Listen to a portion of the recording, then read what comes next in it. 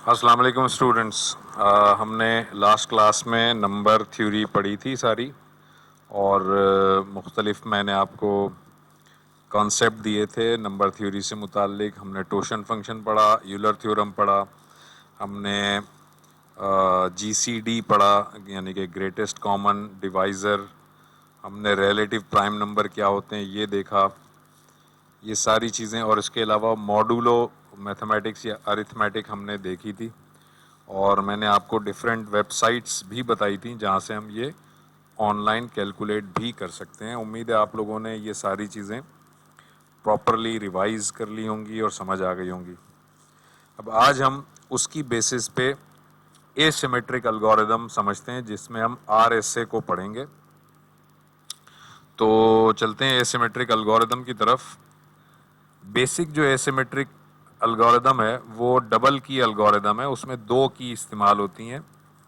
हर party के पास दो keys होती हैं, यानी कि सोर्स के पास भी दो की होती हैं, रिसीवर के पास भी दो की होती हैं। सोर्स की जो दो कीज़ होती हैं उनमें एक कहलाती है पब्लिक की और एक कहलाती है प्राइवेट की। इसी तरह रिसीवर की भी जो दो कीज़ होती हैं उनमें एक कहलाती है पब्लिक की और एक कहलाती है प्राइवेट की। जो पब्लिक की होती है वो सबको पता होती है, और जो प्राइवेट की है वो सिर्फ उसी ओनर को ही पता होती है। यानी अगर ये सोर्स जो है इसका नाम है बॉब, तो इसकी एक प्राइवेट की होगी जो सिर्फ बॉब ही को पता होगी, बाकी किसी को भी नहीं पता होगी। लेकिन बॉब ही की एक पब्लिक की होगी जो सारी दुनिया को पता होगी। सिमिलरली ये एलिस अगर है तो एलिस की जो प्राइवेट की होगी वो एलिस ही को पता होगी, मगर एलिस की जो पब्लिक की है वो सारी दुनिया को पता होगी, सबको पता होगी। तो ये डबल की के थ्रू हम एल्गोरिदम डेवलप करते हैं, और इसको ज़रा और आसानी से समझने के लिए मैं आपको एक और चीज़ समझाता हूँ। अभी एग्जांपल एक और दूंगा तो आपको बात समझ आ जाएगी। तो बेसिक जो एसिमेट्रिक इंक्रिप्शन है वो क्या है? An unpredictable typically large and random number is used to begin generation of an acceptable pair of keys suitable for use by an asymmetric key algorithm। इसमें हम करते क्या है कि बहुत ही बड़े और रैंडम नंबर लेते हैं, लार्ज एंड रैंडम नंबर लेते हैं, और उसकी मदद से हम की का पेयर जनरेट करते हैं। पेयर का मतलब जिसमें एक पब्लिक और एक प्राइवेट की होती है, उसका पेयर जनरेट करते हैं, और फिर हम एसिमेट्रिक एल्गोरिदम इस्तेमाल करते हैं। तो इसको केयरफुली सुनते जाइएगा ताकि आपको बात जो है वो क्लियर समझ आ जाए। देखें, अब मैं आपको यहाँ पर एक ब्लॉक डायग्राम से एक चीज़ समझाता हूँ। सबसे पहले जो एसिमेट्रिक एल्गोरिदम, जितने भी एसिमेट्रिक एल्गोरिदम होते हैं, जितने भी, एक नहीं जितने भी होते हैं, उनमें पहला स्टेप की जनरेट करना होता है, की जनरेशन। यानी ये की ऐसे नहीं होती कि मैं अपनी तरफ से कोई पासवर्ड रख दूं। आपको पता है सिमेट्रिक एल्गोरिदम जब आप पढ़ते थे तो की असल में आप अपनी मर्जी से रखते थे। कभी आप आयुष की रखते थे, कभी आप रखते थे एक्सीडेंट, कभी आप रखते थे मोनार्की, कभी आप रखते थे स्कूल, कभी आप कुछ रखते थे, अपनी मर्जी से कोई भी की रख देते थे आप। मगर जो एसिमेट्रिक एल्गोरिदम है इसमें आप अपनी मर्जी से की नहीं रख सकते, बल्कि की को जनरेट करने का एक एल्गोरिदम होता है। यानी की को भी जनरेट करवाया जाता है। सबसे पहले की को एक प्रोसेस के थ्रू, एक सॉफ्टवेयर के थ्रू या एक एल्गोरिदम के थ्रू जनरेट करवाया जाता है, और ये की जनरेशन सोर्स भी करता है और रिसीवर भी करता है। तो आप यहाँ देखें, यहाँ मिसाल के तौर पर दो लोग हैं, एक का नाम एलिस है और एक का नाम है बॉब। एलिस क्या कर रही है? एलिस भी अपनी की जनरेट कर रही है और बॉब भी अपनी की जनरेट कर रहा है। एलिस ने लार्ज रैंडम नंबर लिए और उसको एक एल्गोरिदम से गुजारा। ये एल्गोरिदम क्या है इसको बाद में देखते हैं। ये कोई प्रोग्राम है, कोई सॉफ्टवेयर प्रोग्राम है, कोई एल्गोरिदम है। तो एलिस ने रैंडम नंबर सिलेक्ट किए, उस रैंडम नंबर को एक प्रोग्राम के अंदर इनपुट किया, ये प्रोग्राम रन हुआ और एलिस के लिए ये दो की बना दी प्रोग्राम ने। एक का नाम है एलिस प्राइवेट की, इसको मैं APR कह रहा हूं। ए का मतलब एलिस, PR का मतलब प्राइवेट। और जो दूसरी की बनी उसको हम कह रहे हैं एलिस पब्लिक की, यानी APU। ए का मतलब एलिस, PU का मतलब पब्लिक। अच्छा, ये की वैसे मैं सिंबॉलिकली दिखा ऐसा रहा हूं कि ये की कोई लोहे की बनी हुई हार्डवेयर है, ऐसा नहीं है। ये की कोई ना कोई कोड होगा, कुछ कोड होगा। सिंबॉलिकली मैंने यहाँ पे की दिखाई है, मगर ये कोई कोड होगा। तो एलिस ने 2 नंबर लिए और की जनरेट करवाई। तो एलिस की 2 कीज बन गई, एक एलिस की प्राइवेट की है और एक एलिस की पब्लिक की है। सिमिलरली बॉब ने भी कोई नंबर लिए, की जनरेट करवाई। बॉब के पास भी 2 कीज आ गई, एक बॉब की प्राइवेट की है जो BPR है और एक बॉब की पब्लिक की है जो BPU है। ठीक है, मैंने आसानी के लिए जो पब्लिक कीज हैं उनका कलर ग्रीन रखा है और जो प्राइवेट कीज हैं उनका कलर रेड रखा है। लेकिन आप इन चारों की को गौर से देखें, ये चारों की के ये जो टीथ हैं, इन टीथ से समझ में आ रहा है कि ये चारों बिल्कुल डिफरेंट कीज हैं। ये एक दूसरे से मैच नहीं कर रही, बिल्कुल अलग अलग हैं। ये की कुछ और डिजाइन की है, यानी इसका कोड कुछ और होगा, इसका कुछ और है, ये कोई और कोड है, ये कोई और कोड है। ठीक है। अच्छा, अब एलिस की जो पब्लिक की है वो एलिस सबको बता देगी कि भाई ये मेरी पब्लिक की है, लेकिन एलिस अपनी प्राइवेट की किसी को भी नहीं बताएगी। सिमिलरली बॉब जो है वो अपनी पब्लिक की सबको बता देगा, मगर बॉब की प्राइवेट की सिर्फ बॉब ही को पता होगी। ठीक है भाई। इसकी मिसाल मिसाल कह रहा हूं, मिसाल आप यूं समझ लें, एग्जैक्ट तो ये मिसाल नहीं है, लेकिन सिर्फ एक अंडरस्टैंडिंग डेवलप करने के लिए मिसाल है ये। वैसे इसकी एग्जैक्ट एग्जांपल नहीं है कि आपके पास एक ईमेल होता है ना, हर स्टूडेंट के पास एक ईमेल एड्रेस है। आपसे कोई पूछता है कि जी आपका ईमेल एड्रेस क्या है, तो आप बहुत आसानी से और बहुत इजीली और बगैर किसी हिचकिचाहट के ईमेल एड्रेस सबको बता देते हैं। आपका जो भी ईमेल एड्रेस है, आपका ईमेल एड्रेस है मिसाल के तौर पर zubair@gmail.com। तो मुझसे कोई मेरा ईमेल एड्रेस पूछेगा, मैं बता दूंगा भाई मेरा ईमेल एड्रेस है zubair@gmail.com। लेकिन उस ईमेल एड्रेस का एक पासवर्ड भी होगा जो मैं किसी को भी नहीं बताऊंगा। तो इसका मतलब मेरी ईमेल के अंदर 2 चीजें, एक ईमेल की आईडी है और एक ईमेल का पासवर्ड है। जो ईमेल की आईडी है वो बिल्कुल ऐसी है जैसे पब्लिक की है, जो भी पूछेगा मैं उसे बता दूंगा। लेकिन जो ईमेल का पासवर्ड है वो मेरी प्राइवेट की है, मैं किसी को भी नहीं बताऊंगा, सिर्फ मुझे पता होगा। तो अब आपको समझ आ गया होगा कि पब्लिक की और प्राइवेट की भी बिल्कुल इसी तरह की कुछ चीज होती है, जिसमें पब्लिक की सबको मालूम होती है, प्राइवेट की सिर्फ जो कंसर्न पर्सन है उसी को पता होती है। अब जो एल्गोरिदम है वो इस तरह होता है कि अगर एलिस कोई भी मैसेज बॉब को भेजना चाहेगी तो वो या तो अपनी प्राइवेट की से उसको इनक्रिप्ट करेगी, और मैसेज जब वहां पहुंचेगा तो ये बॉब एलिस की पब्लिक की से उसको डिक्रिप्ट कर सकेगा, क्योंकि पब्लिक की एलिस की पब्लिक की बॉब को पता होगी। यानी एलिस अपनी प्राइवेट की से इनक्रिप्शन करेगी और बॉब इसी की पब्लिक की से डिक्रिप्ट कर दे। या तो ये इस तरह से जा सकता है मैसेज, या एलिस बॉब की पब्लिक की से इनक्रिप्ट करे और बॉब अपनी ही प्राइवेट की से उसको डिक्रिप्ट कर ले। ये दोनों पॉसिबिलिटीज हो सकती हैं। तो अब आप यहां देखें, in an asymmetric key encryption sender can encrypt through his her own private key और through receiver's public key, and receiver can decrypt it through sender's public key और through his her own private की।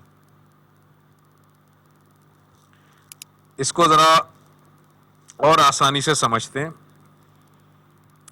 इधर आप समझें, ये है Alice, यानी ये सेंडर है, और ये है बॉब।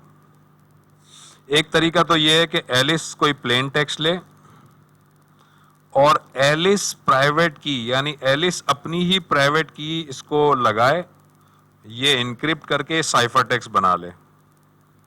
प्लेन टेक्स्ट में एलिस ने अपनी ही प्राइवेट की लगाई, जो कि एलिस को पता होगी, उसको इनक्रिप्ट किया, साइफर टेक्स्ट बन गया।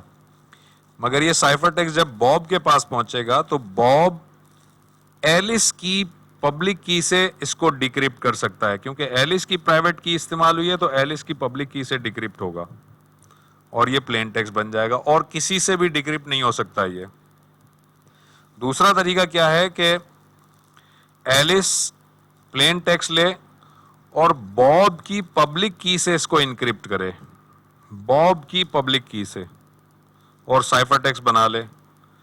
अब बॉब इसको अपनी ही प्राइवेट की से डिक्रिप्ट कर सकता है और किसी और की से ये डिक्रिप्ट नहीं होगा। तो ये दोनों किस्म के ऑप्शंस हैं और ये दोनों ऑप्शन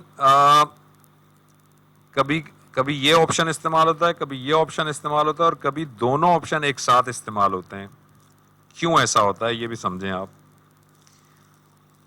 अगर तो इस मेथड से एलिस का मैसेज आएगा, इस मेथड से, तो आपको पता है कि ये मैसेज इनक्रिप्ट एलिस ने अपनी प्राइवेट की से किया है, तो अगर ये डिक्रिप्शन के यानी यहां पे पहुंचेगा तो बॉब को ये बात कंफर्म होगी कि ये मैसेज एलिस की तरफ से ही आया है, किसी और तरफ से आया ही नहीं है, क्योंकि एलिस की प्राइवेट की एलिस के अलावा किसी के पास हो ही नहीं सकती।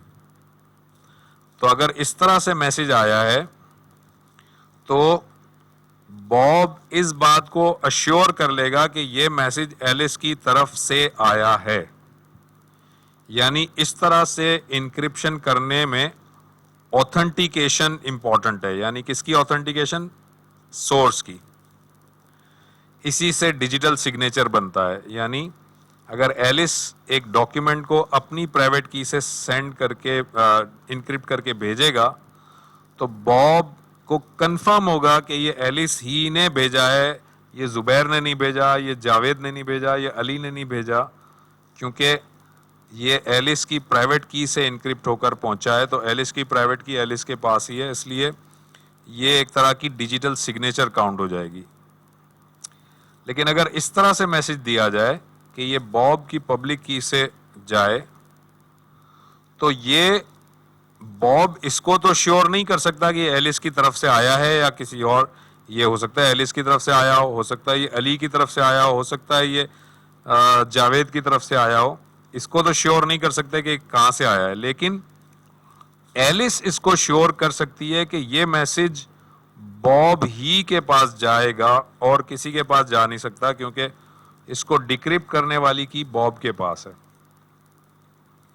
तो यूं समझ लीजिए कि इस तरह से कोडिंग करने का फायदा यह है कि इससे सोर्स अश्योर हो जाता है कि ये सोर्स कौन है, और इस तरह से इंक्रिप्शन करने का फायदा यह है कि इससे रिसीवर अश्योर हो जाता है कि रिसीवर कौन है।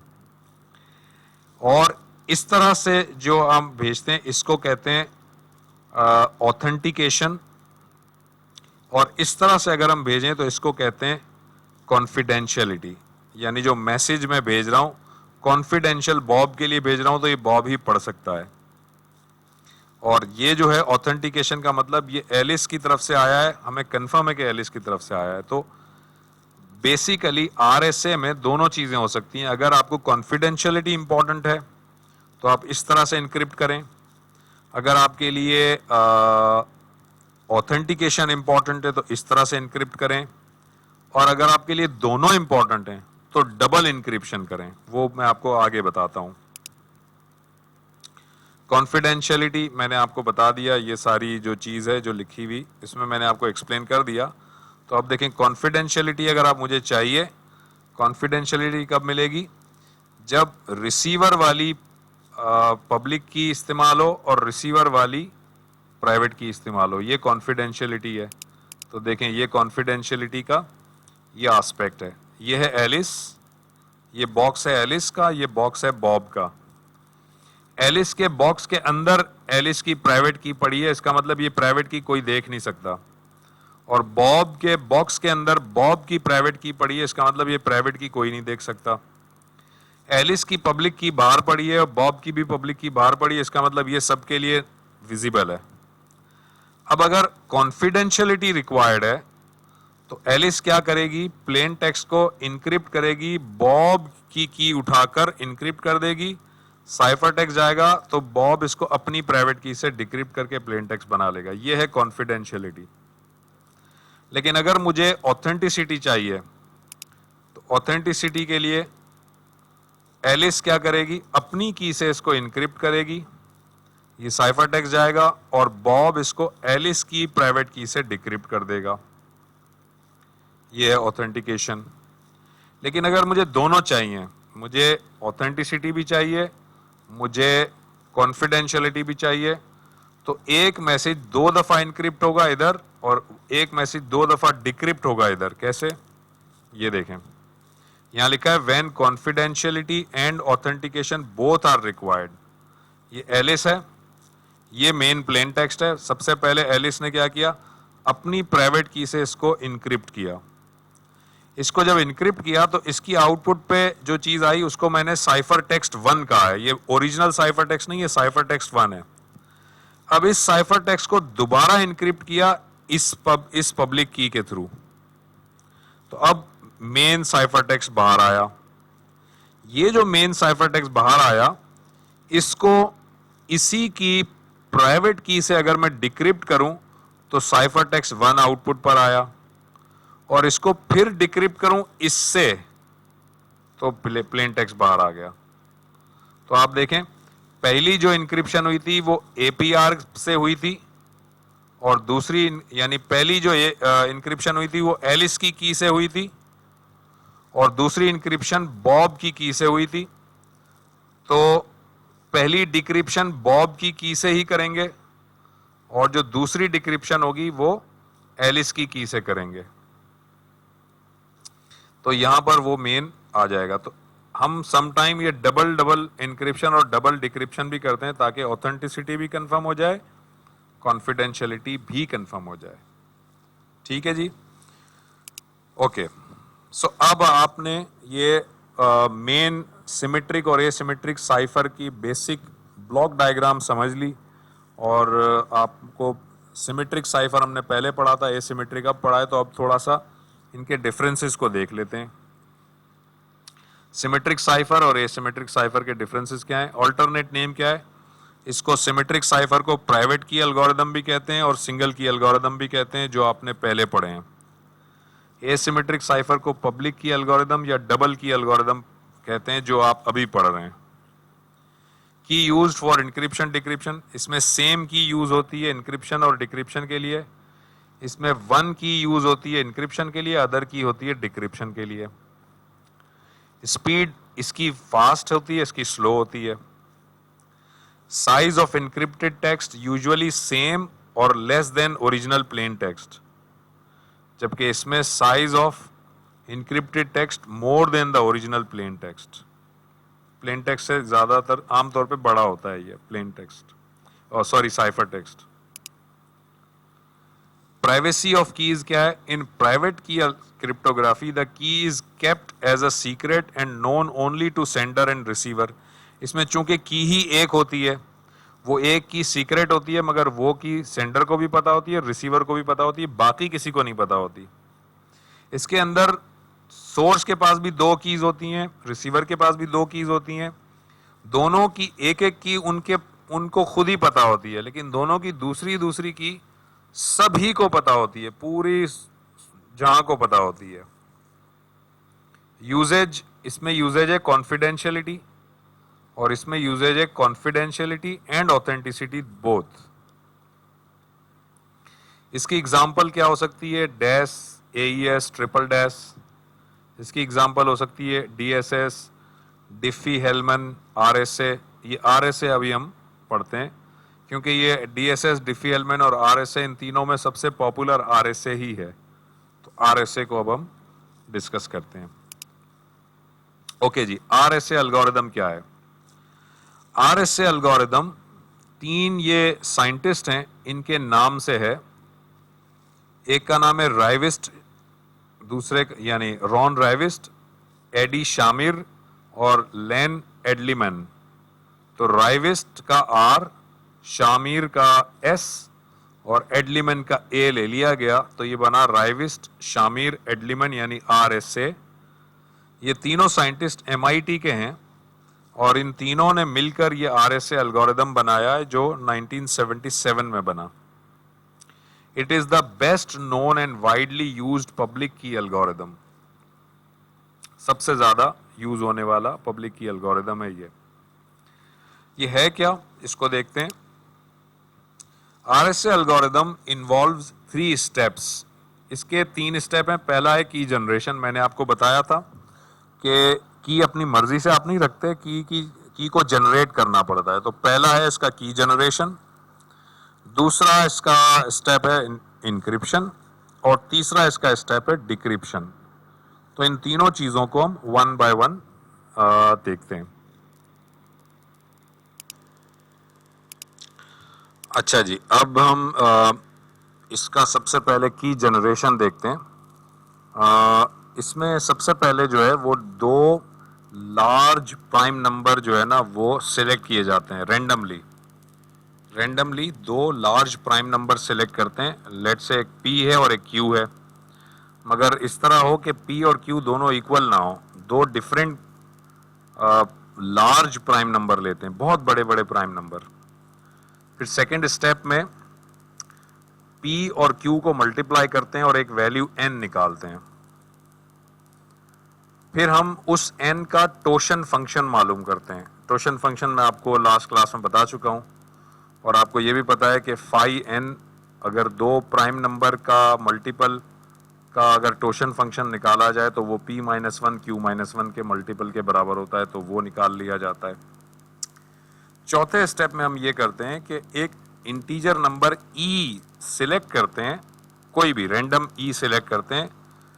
ऐसा E सिलेक्ट करते हैं कि E का और टोशन फंक्शन का जो GCD हो यानी ग्रेटेस्ट कॉमन डिवाइजर हो वो 1 हो, या E का और टोशन फंक्शन ये दोनों वैल्यू आपस में रिलेटिवली प्राइम हो। मैंने रिलेटिवली प्राइम भी आपको बताया हुआ है। तो ऐसा E सिलेक्ट करते हैं जो कि टोशन फंक्शन के साथ रिलेटिवली प्राइम हो, और दूसरी कंडीशन ये है कि E की वैल्यू 1 से बड़ी हो मगर टोशन फंक्शन से छोटी हो। उसके बाद D एक वैल्यू कैलकुलेट करते हैं, इस तरह से कैलकुलेट करते हैं कि D और E का मल्टीपल जो है वो कॉन्ग्रुएंट हो 1 mod phi n के। कॉन्ग्रुएंट आपको पता है, यानी D और E का प्रोडक्ट अगर है उसको phi n से अगर मैं डिवाइड करूं तो रिमाइंडर वही आना चाहिए जो कि 1 को phi n से डिवाइड करने पर आए, यानी DE का जो प्रोडक्ट है वो कॉन्ग्रुएंट होना चाहिए 1 mod phi n के, और D की वैल्यू भी 1 से ज्यादा और phi n से कम होनी चाहिए। अगर हम ये 4-5 स्टेप्स कर लें तो हमारे पास समझे की जनरेट हो गई। मैंने कहा कि इसमें सबसे पहले की जनरेट करते हैं, तो की जनरेट हो गई। उसकी जो पब्लिक की बनेगी वो E और N का एक सेट होगा, E भी पता है और N भी पता है, और जो प्राइवेट की बनेगी वो D और N का सेट होगा, यानी एक बनी पब्लिक की EN का सेट, एक बनी प्राइवेट की यानी DN का सेट। ये इसका की जनरेशन हो गया। तो ये जो दोनों कीज बन गई, इसमें एक ध्यान में रखिएगा, एक की का पेयर है, एक की का पेयर तो नहीं है, एक पब्लिक की जो है उसमें E और N नंबर हैं और जो प्राइवेट की है वो D और N है।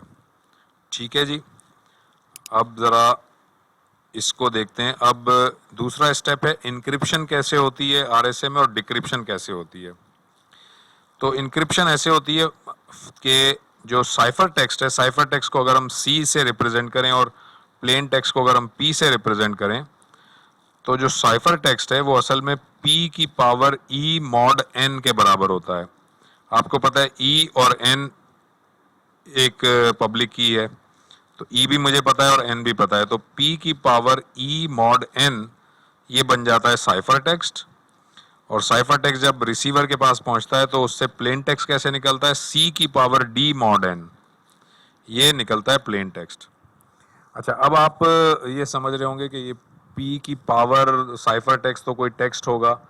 तो ये ज़रा जहन में रख लें कि ये एल्गोरिदम ऐसा है कि इसमें कोई भी आप टेक्स्ट हो, मैसेज हो, नंबर्स हों, ग्राफिक्स हों, इमेजेस हों, कुछ भी हो, ये सबसे पहले कन्वर्ट होता है नंबर्स में, और फिर ये नंबर की पावर बनती है, नंबर का मॉड निकलता है, नंबर का हर चीज़ नंबर के ऊपर होती है, और प्लेन टेक्स्ट से नंबर बनता है, उससे फिर ये एल्गोरिदम अप्लाई होकर साइफर टेक्स्ट बनता है सी, और सी जब रिसीवर के पास पहुंचता है तो ये एल्गोरिदम अप्लाई होकर पी बनता है, और पी का जो नंबर है वो दोबारा फिर अल्फ़ाबेट्स में कन्वर्ट होता है। तो असल में ये एल्गोरिदम ऐसे काम करता है। अब हम ज़रा ये देखते हैं कि ये मैंने आपको बताया था कि की इस तरह जनरेट होती है और इंक्रिप्शन डिक्रिप्शन ऐसे होती है। तो की जनरेट करने का ये मैंने स्टेप तो बता दिया। अब मैं एक एग्जांपल के थ्रू एक छोटी सी की जनरेट करके आपको दिखाता हूँ।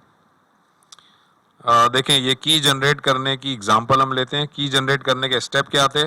स्टेप ये थे कि दो प्राइम नंबर आपको सोचने हैं, पी और क्यू। तो मैंने दो प्राइम नंबर ले लिए, एक 17 और एक 11। अच्छा, एक बात याद रख लें, आपको चूंकि मैं ये एग्जांपल करवा रहा हूं इसलिए मैंने 17 और 11 लिए हैं।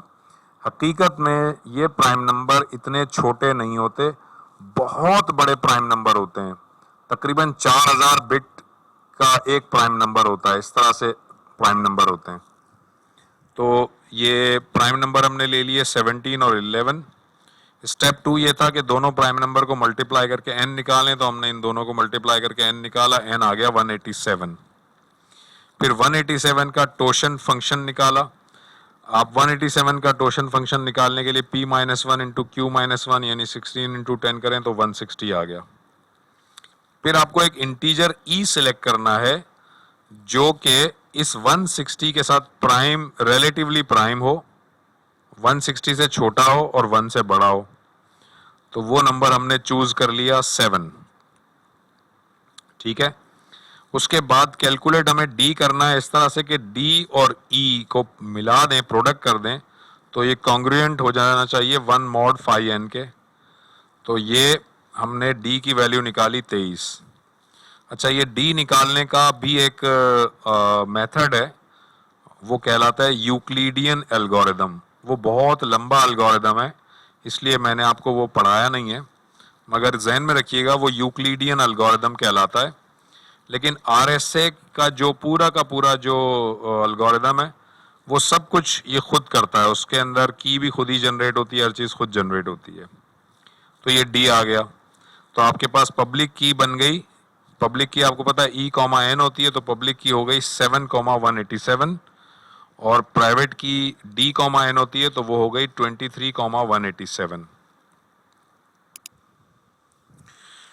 तो ये जो है आपके सामने ये बन गई दोनों कीज़, और इसमें आप देखें ये पब्लिक की आ गई जो EN है यानी 7,187, और प्राइवेट की आ गई PR DN 23,187। अब हम ज़रा इंक्रिप्शन और डिक्रिप्शन को ज़रा देखते हैं।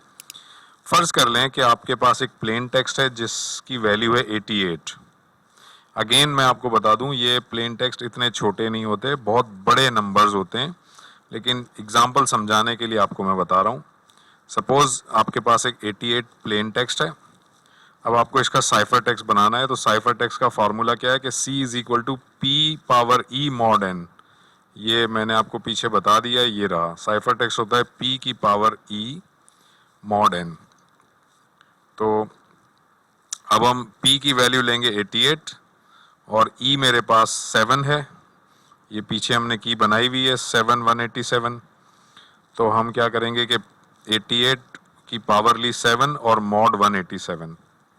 अब ये 88 7 mod 187 आपको पिछली क्लास के अंदर मैंने कुछ प्रॉपर्टीज पढ़ाई थी मॉड्यूलो मैथमेटिक्स की, जिसमें हमने ये भी देखा था कि बहुत सारे मॉड मल्टीप्लाई हो जाएं अगर, तो मल्टीप्लाई होकर भी बन सकते हैं। तो ये 88 की पावर 7 को मैं लिख सकता हूँ 88 power 4 mod 187 multiply by 88 power 3 mod 187 और फिर होल mod 187। अच्छा, ये 4 और 3 में क्यों तोड़ा? ये कोई हार्ड एंड फास्ट रूल नहीं है। आप चाहें तो डायरेक्ट 7 को भी सॉल्व कर सकते हैं, लेकिन 88 की पावर 7 बहुत बड़ा नंबर आता है, तो मैंने छोटा पीस करने के लिए इसको 4 और 3 कर दिया। आप चाहें तो इसको 88 power 2 multiply by 88 power 2 multiply by 88 power 2 multiply by 88 power 1 भी कर सकते हैं। जो भी पीस करने चाहें आप वो कर सकते हैं। तो ये 88 पावर 4 जो है, इसको कैलकुलेट आप कर लें कैलकुलेटर पे, तो ये बनेगा 599695536 मॉड 187। ये रहा मॉड 187। इसी तरह 88 पावर 3 681472 बन जाएगा और मॉड 187 और फिर 187। अब आपको मैंने लास्ट क्लास में बताया था कि मॉड का भी एक कैलकुलेटर ऑनलाइन अवेलेबल है। तो आप वहां पर 599695536 का मॉड 187 लेंगे तो 132 आंसर आएगा। मैं आपको यहाँ सॉल्व करके भी बता देता हूँ। ये हमारे पास मॉड का जो कैलकुलेटर था वो ये रहा। ये मॉड का कैलकुलेटर, एक मिनट, मेरे ख्याल में मॉड का कैलकुलेटर हमें यहाँ से लेना पड़ेगा।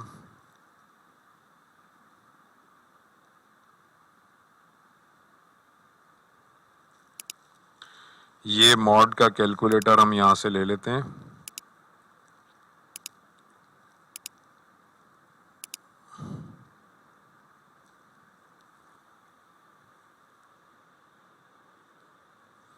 ये हमारे पास मॉड का कैलकुलेटर आ गया। अब हमें मॉड की वो कौन सी वैल्यू लेनी है, ये आ गई। मॉड की वैल्यू हम लेंगे 599695536। इसको कॉपी करते हैं और ये याद रखिएगा मॉड 187 है। तो मैं वेबसाइट पे गया, ये मैं वैल्यू डाली और यहाँ पर मैं 187 की वैल्यू डाल के कैलकुलेट कर लूँ अगर मॉड्यूलो, तो इसका मॉड्यूलो आ जाएगा 132। ये देखें यहाँ लिखा है, इसकी वैल्यू ये 132 यहाँ लिखी हुई है। इसी तरह 68147 मॉड 187 की वैल्यू 44 आएगी, वो भी आप चेक कर सकते हैं। तो इस पूरे की जगह 132 आ गया, इस पूरे की जगह 44 आ गया और ये मॉड 187। अब 132 को 44 से मल्टीप्लाई करें तो 5808। 5808 का मॉड 187 निकालें उसी ऑनलाइन कैलकुलेटर से, तो ये आंसर आ जाएगा 11। इसका मतलब ये साइफर टेक्स्ट 11 आ गया, यानी प्लेन टेक्स्ट अगर 88 था तो साइफर टेक्स्ट 11 आ गया। ठीक है, ये साइफर टेक्स्ट पहुंच गया रिसीवर के पास। अब रिसीवर इसको डिक्रिप्ट करके दोबारा प्लेन टेक्स्ट निकालेगा, मगर रिसीवर के पास की कौन सी है? रिसीवर के पास है डी और एन वाली की। डी और एन यानी 23 और 187 है। तो अब हम डिक्रिप्शन पे जाते हैं। अब डिक्रिप्शन के लिए 11 साइफर टेक्स्ट है, मुझे प्लेन टेक्स्ट निकालना है। तो प्लेन टेक्स्ट हो जाएगा सी की पावर डी मॉड एन, यानी 11 की पावर 23 मॉड 187। इसके भी छोटे मैंने पीसेस कर दिए, 11 पावर 5, 11 पावर 5, 11 पावर 5, 11 पावर 5 और फिर 11 पावर 3। तो ये हमारे पास वैल्यूज आ गई। इनको मॉड्यूलो कैलकुलेटर से मैंने कैलकुलेट किया। तो आप देखें यहाँ पर आया 44, 44, 44, 44, 23, 22। इन सबको मल्टीप्लाई किया तो ये नंबर आ गया। इसका मॉड 187 लिया तो 88 आ गया। आपको पता है प्लेन टेक्स्ट 88 ही था, तो इसका मतलब प्लेन टेक्स्ट मुझे मिल गया।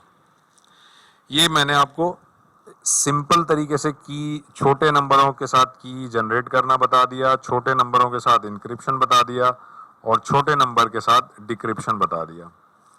लेकिन एक्चुअली आरएसए एल्गोरिदम बहुत बड़े नंबरों के साथ बनता है और उसकी बहुत बड़े नंबर की बनती है और वो की वगैरह सब कुछ जनरेट करता है। तो अब हम वो बहुत बड़े नंबर को यहाँ कैलकुलेट करने के बजाय मैं आपको ऑनलाइन समझाता हूँ कुछ। तो ये देखें, आरएसए एल्गोरिदम ऑनलाइन इस जगह अवेलेबल है। यहाँ पर आपका आरएसए एल्गोरिदम ऑनलाइन अवेलेबल है। तो इस वेबसाइट को हम ओपन कर लेते हैं और ये हमारे पास वेबसाइट आ गई।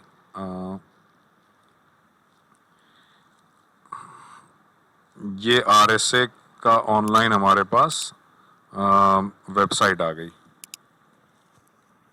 ठीक है जी,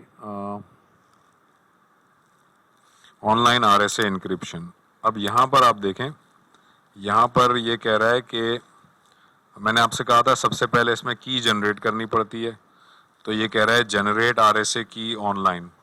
अब देखें यहाँ पर ऑप्शन दे रहा है ये कि 515 बिट वाली की जनरेट करनी है, 1024 वाली करनी है, या 4096 बिट की जनरेट करनी है। आप जो भी की चाहेंगे वो जनरेट ये खुद ही कर देगा, और ये की दो जनरेट करेगा, दो बनाएगा। एक होगी पब्लिक की और एक होगी प्राइवेट की। आपको पता है पब्लिक की में ई और एन होते हैं, लेकिन ये ई एन मिक्स करके आपको दिखाएगा, आपको उसमें से समझ नहीं आएगा ई क्या है एन क्या है। इसी तरह डी एन में भी डी और एन पूरा मिक्स होगा।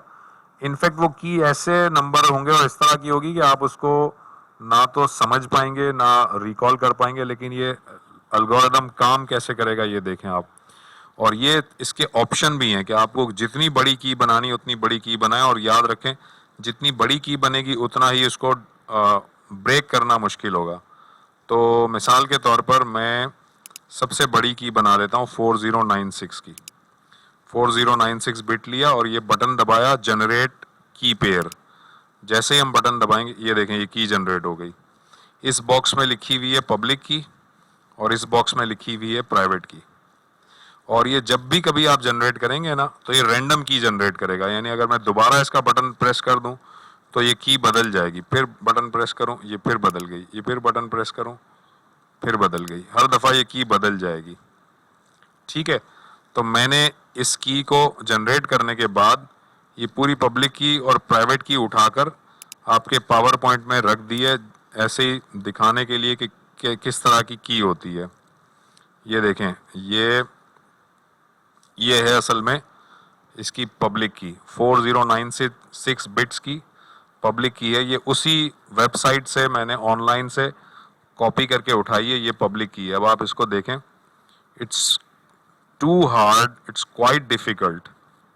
और ये है उसकी प्राइवेट की, और आप देखें प्राइवेट की थोड़ी सी बड़ी है पब्लिक की के मुकाबले में। जिस तरह ई और एन का पेयर छोटा था 7187 था, जबकि डी 23187 था।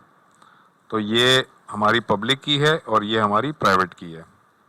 ठीक है भाई।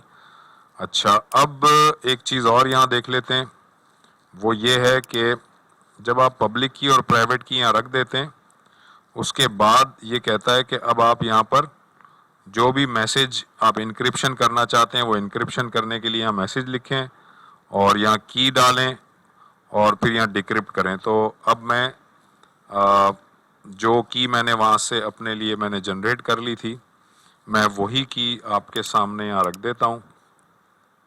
और देखें,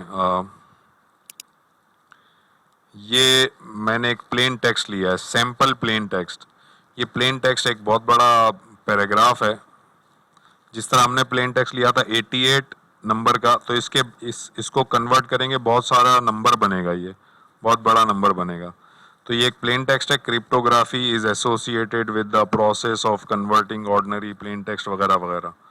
मैं क्या करता हूँ, इस प्लेन टेक्स्ट को मैंने इस प्लेन टेक्स्ट को हम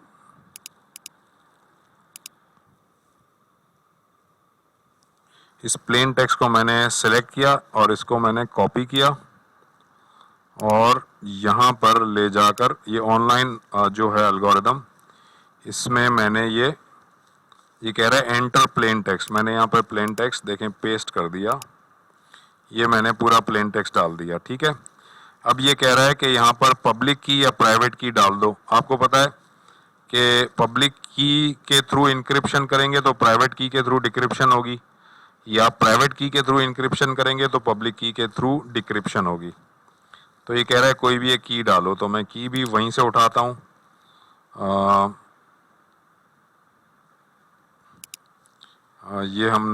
ये हमारे पास पब्लिक की आ गई, मैं ये पब्लिक की उठा लेता हूँ। इसको मैंने कॉपी किया और यहाँ पर मैंने ये पूरी पब्लिक की को पेस्ट कर दिया। ठीक है भाई।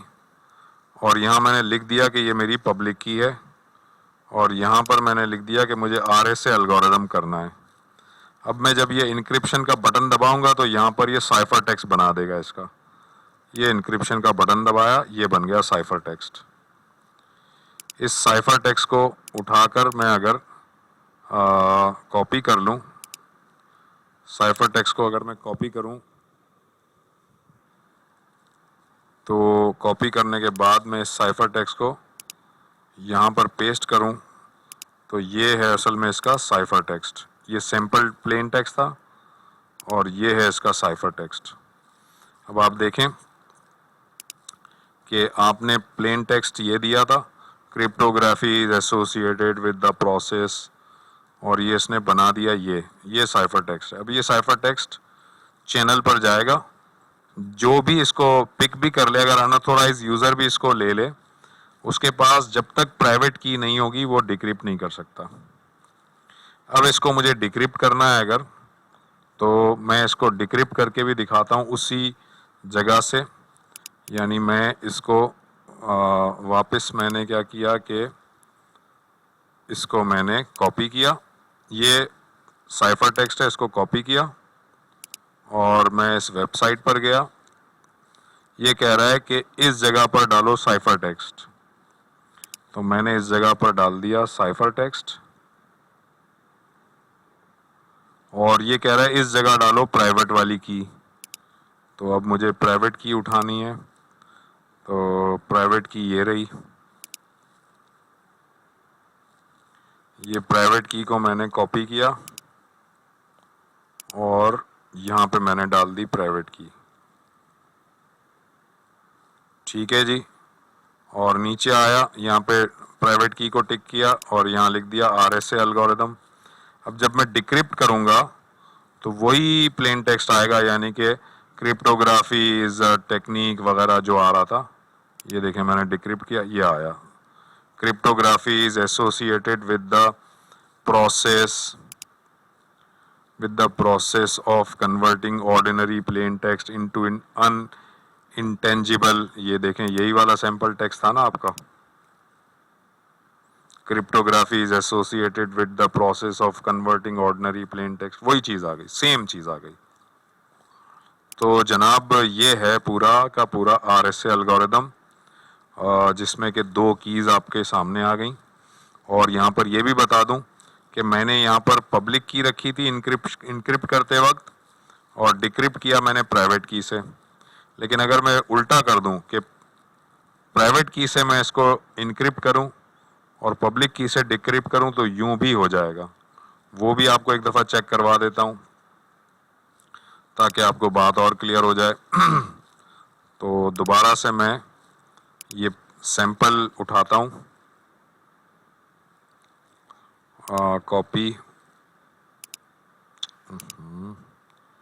कॉपी किया ये मैंने, और ये मैंने प्लेन टेक्स्ट यहाँ पे डाल दिया। ठीक है जी, अब ये कह रहा है कि यहाँ पब्लिक या प्राइवेट की डालो। अब मैं यहाँ प्राइवेट की डाल देता हूँ, प्राइवेट की डाल देता हूँ। तो ये रही मेरी प्राइवेट की।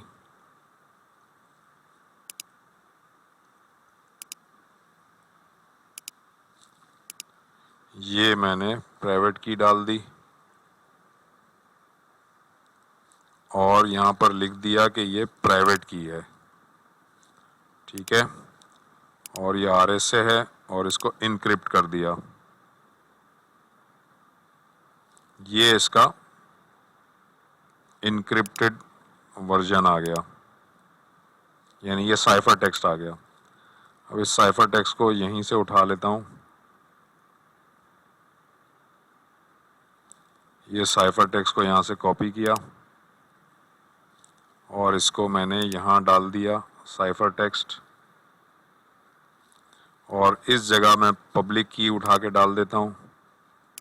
ये रही मेरी पब्लिक की।